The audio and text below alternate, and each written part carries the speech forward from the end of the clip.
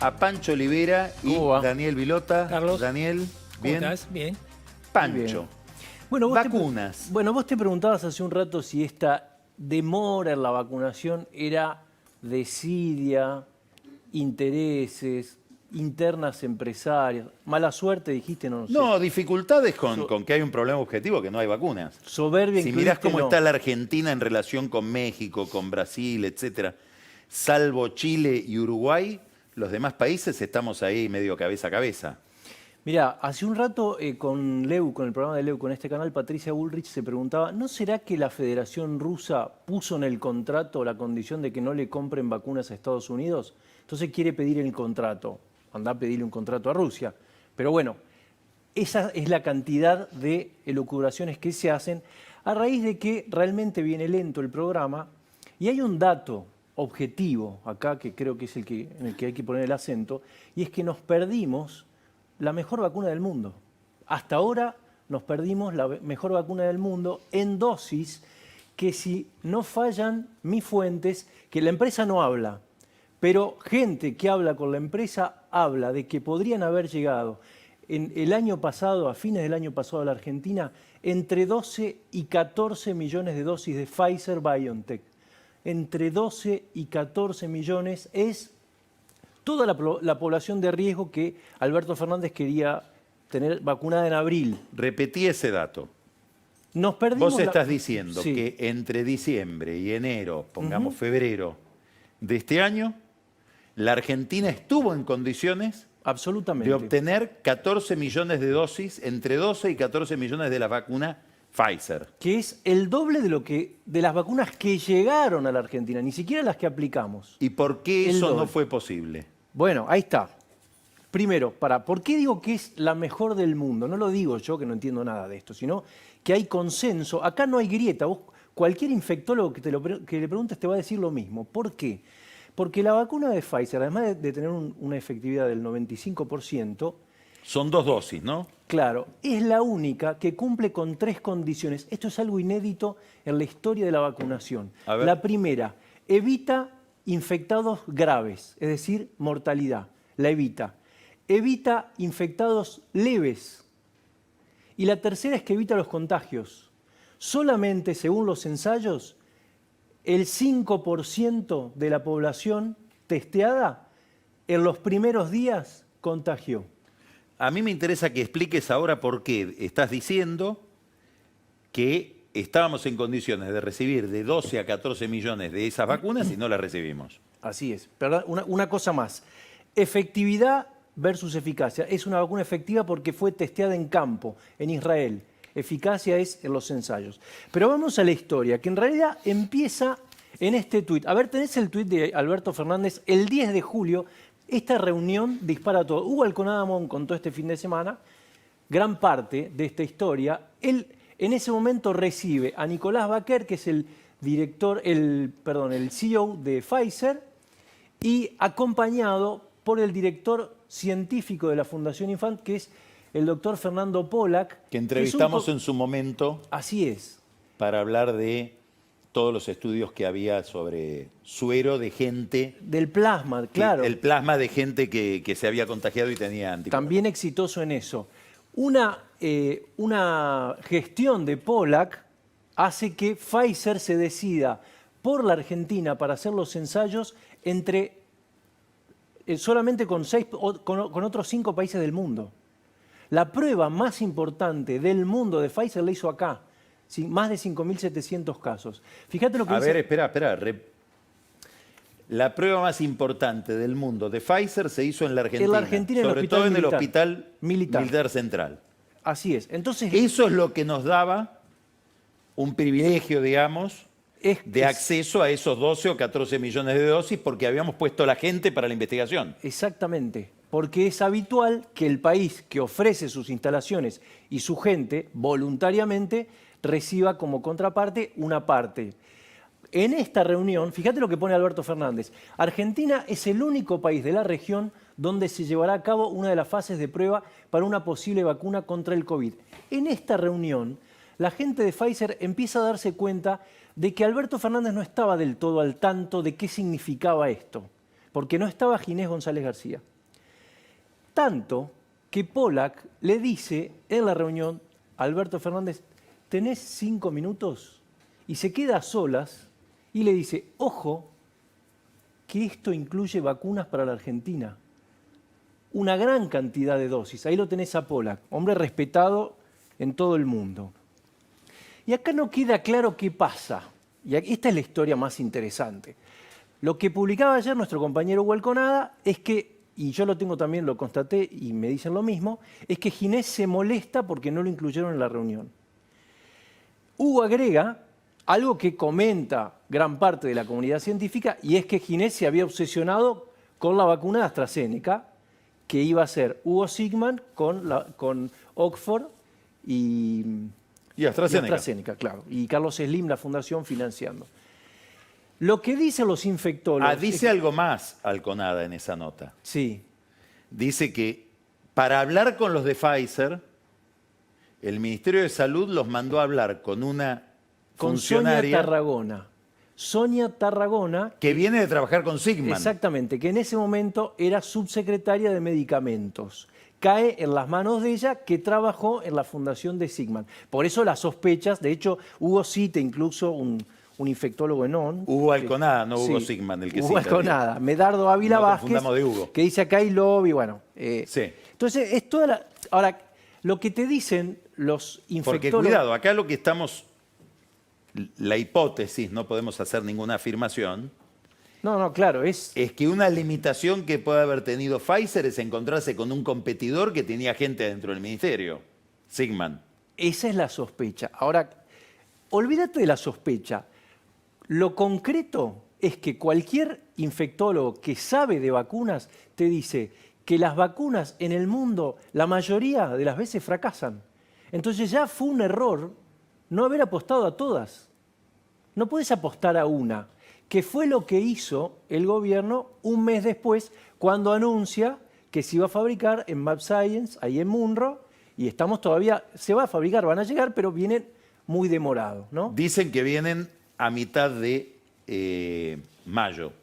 A mediados de mayo. A mediados de mayo. Así es.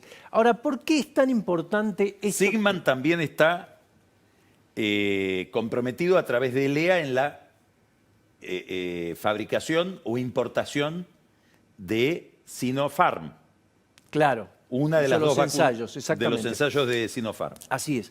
Dicen, esto no lo tengo ni de cerca corroborado, pero es una versión muy fuerte en el ambiente farmacéutico, que el propio Sigman y un grupo de amigos se dieron la de Sinopharm y al comienzo no le fue bien, no obtuvieron anticuerpos. Hace tiempo de esto, ya meses. Tampoco habla esta compañía, o sea, está todo muy cerrado, ¿viste? Por eso es difícil obtener la información. ¿Por qué yo te decía las características? Acá hay una diferencia no cuantitativa de vacunas, sino cualitativa. A ver. Esas 3 condiciones que te dije al principio, las cumple también las de Moderna. Cuando vos no tenés esa vacuna, todo el resto sirve para evitar las muertes. Son efectivas todas las vacunas. Ahora, ¿qué pasa? Si vos no tenés esa vacuna que te evita el contagio, estás obligado a vacunar rápido a los 14 millones de personas que decía Alberto Fernández. Y ahí ya entramos en otro terreno. Y es, bueno, ¿qué vacunas conseguimos? Y ¿qué es lo que hace el gobierno para paliar esto, para atenuarlo? ¿Qué es diferir las dosis? El famoso diferimiento de la segunda dosis. Explícalo bien, a ver. En lugar de darte la primera dosis, vamos a poner la que decías vos, la de Sinopharm.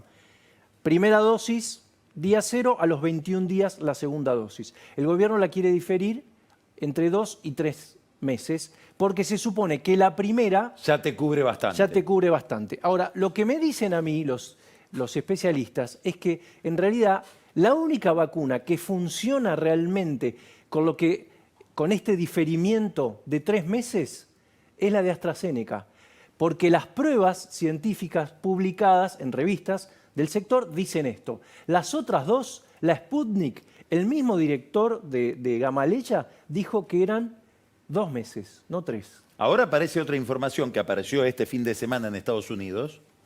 Hay entrevistas en CNN, información ofrecida por el mismo laboratorio que la produce, que te dice que la de Pfizer, al cabo de 220 días, baja su protección al 50%. De 120. 220 días. 220. O sea que ok. necesitarías otra dosis. Necesitarías volver a vacunarte o estás cubierto el 50%. Esto quiere decir que el esfuerzo de vacunación va a tener que ser constante. Esto es muy importante para pensar el futuro en términos sanitarios. Por supuesto. Mira, informes de inteligencia rusa dicen que el COVID va a durar entre 7 y 10 años. Por eso ellos apuestan y no tienen problema. Incluso si aparecieran vacunas, dicen por ahí puede derivar en un paliativo, un medicamento. Sí. La misma plataforma. Ahora, ¿qué Ahora, a pasa? su vez aparece otro tema, Sí, que es la fabricación de la rusa acá. ahí está. Claro, que la va a hacer hasta ahora el laboratorio Richmond de Marcelo Figueiras, Muy ligado al kirchnerismo. que es muy interesante cómo llega, ahí está Figueiras, porque Figueiras es, vos sabés que cuando los rusos, cuando empiezan las conversaciones entre el gobierno ruso y Tierra del Fuego, el gobierno de Tierra del Fuego es el primero que piensa en la Sputnik, Antes que Kisilov. antes que Kisilov, al primero que consultan es a Sigman y dice, a mí no me interesa, yo estoy con los chinos, con la de Con Sinopharm. AstraZeneca, claro. Y AstraZeneca. Y el segundo es este señor que dice sí. Y le mandan a él incluso, él estaba en Milán en ese momento, le llegan a mandar un acuerdo de confidencialidad desde Moscú, que él firma, lo manda a Moscú, y en el medio aparece Kisilov y dice, yo quiero esa vacuna. Entonces empiezan a hablar. Todavía no aparece Fernando Zulichín en esto, que fue un gran intermediador. Fernando Zulichín aparece ya con los contactos de Kisilov. Ya, Porque es interesante que el que dice yo quiero fabricar esta vacuna, se está garantizando en alguna medida que el Estado se la va a comprar después. Es un negocio extraordinario. exactamente. Pero mirá qué interesante. Cuando lo llaman, él Digamos, firma aparece un pequeño Sigman ahora, que un sería... pequeño Sigman, que sería Marcelo. Ahora, él firma el acuerdo de confidencialidad, se mete Axel en el medio y dice, yo no voy a depender de Tierra del Fuego, que tiene menos habitantes que un municipio de la provincia de Buenos Aires. Así dijo. Entonces esto va a ser una negociación de Estado a Estado y queda completamente afuera.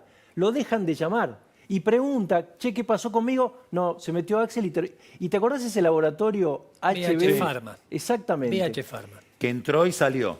Está ahí en San Isidro, si no me equivoco. Así es. Bueno, empieza a retrasarse la Sputnik. Acordate que Alberto Fernández decía en noviembre que iban a llegar 10 millones de dosis en diciembre. Empieza Ahí habló de más. Bueno, 10 millones y 25 en enero. Y en febrero, 4 de febrero, Debe estar muy arrepentido de haber dicho todo eso porque no había país en el mundo que pudiera garantizarse, país de la escala de la Argentina, que en tal mes tengo 25 millones. Eso no existe hoy.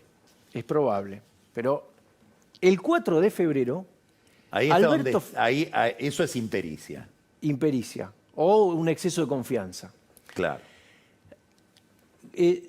Alberto Fernández va a inaugurar una planta de Richmond en Pilar y se encuentra con Figueras que va con las carpetas. Bueno, si es el dueño, ¿cómo no se lo va a encontrar? Bueno, ahí le dice, tengo este proyecto para fabricarla acá. Él dice que no, que en realidad el contacto se lo hace Heterofarma, que es un laboratorio indio que tiene contacto con Gamarella y con él. Pero la cuestión es que el gobierno acepta y está el proyecto, una inversión de 80 millones de dólares para producir la vacuna acá. ¿Cuánto pondrá el Estado de todo De esto? eso, bueno, Porque ya en otra fábrica de medicamentos o de vacunas, no recuerdo bien qué era, el Estado puso con un crédito blando del vice 40% en una empresa, en Richmond, en una empresa de Figueiras. acá, a diferencia de lo que pasó con Sigman, el anuncio lo hizo el propio privado. Acordate que con AstraZeneca lo hizo el gobierno. Sí, nunca se entendió bien si era el gobierno, cuánto tenía que ver el gobierno, cuánto Claro. tenía que ver... Sí, quedó todo en... Bueno, acá está esa promesa de 80 millones de dólares para empezar a fabricar. Veremos cuándo, veremos si se adelanta o no. Daniel, Carlos, ¿cuánto de esto que es el ritmo de vacunación tiene que ver con las preocupaciones del gobierno en el conurbano bonaerense para las elecciones? todo. Todo porque está atado a la recuperación de economía de la vacuna. Quiero agregar un dato a lo que dice Pancho, que es muy trascendente, porque las fuerzas de seguridad y las Fuerzas Armadas tenían prioridad para la vacuna hasta que se decidió reabrir los colegios.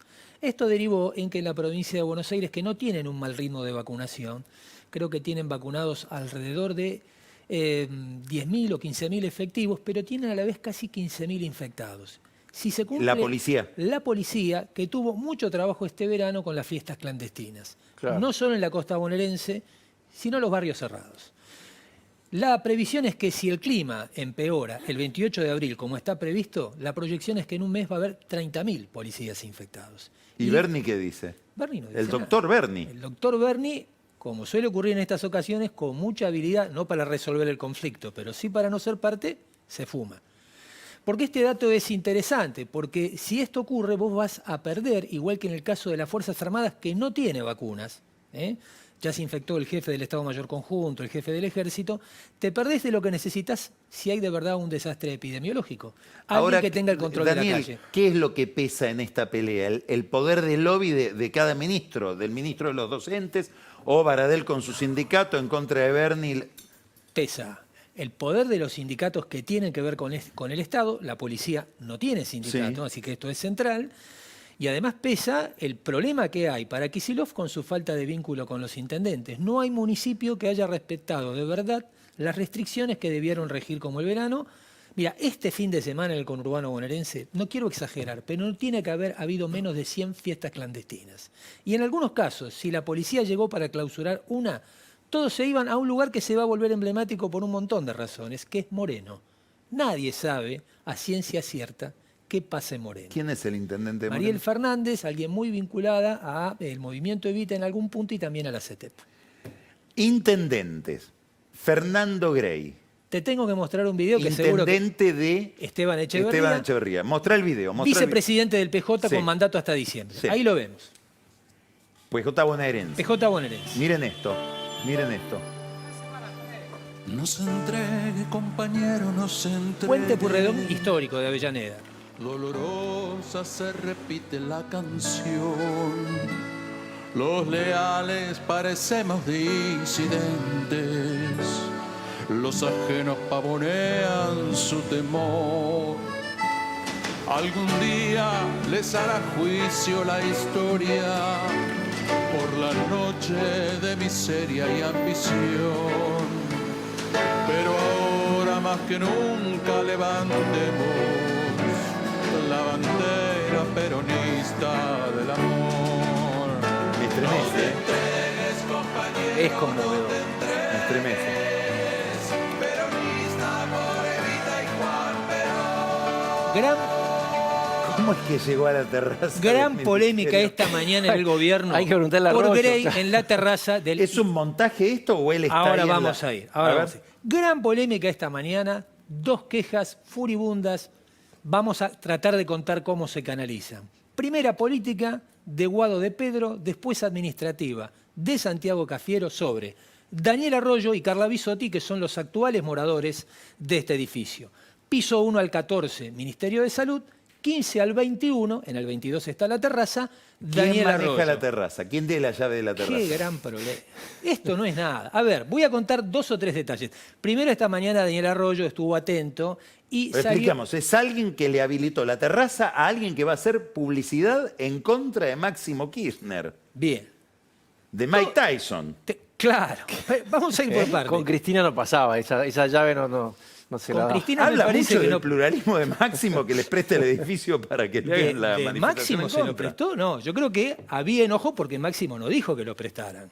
Que es al revés esto. ¿Qué pasó? Esto se filmó un fin de semana de los últimos 2 meses. No puedo decir exactamente qué día porque hay una investigación. Pero para no es un montaje.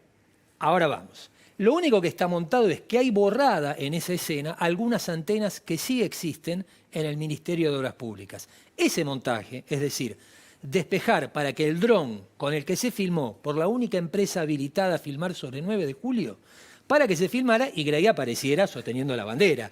En la marea de antenas que hay ahí, si no hubiera resultado imposible. Claro, ni lo hubiéramos visto a Grey. Claro, ahí lo que faltan son las antenas. De eso se agarra Daniel Arroyo y dice, es un fotomontaje. Fíjense Claro, la cantidad claro. de antenas que hay. Bueno, esta mañana nadie le creía en Casa Rosada, ni a Arroyo, ni a Bisotti. Esto lo puso a Cafiero, yo diría que en una encrucijada, porque todo esto tiene que ver con Fernando Grey, por supuesto, pero con los intendentes que tienen que ver con Santiago Cafiero y que son los que resisten la llegada de Máximo, que ya está, O sea, hay una resistencia del núcleo Santiago Cafiero a que Máximo tome el poder en el PJ bonaerense. Diríamos que ese núcleo es lo que podríamos llamar, con mínimo margen de error, del albertismo sin Alberto. ¿Sí? Una corriente que trata de Como el resistir bandorismo, digamos, peronismo sin Perón. algo por el estilo. Y aparece Grey como la figura emergente. Muy Sí. importante es esto. ¿Por qué? Esto lo podemos desarrollar otro día. Porque esto lo están mirando los gobernadores.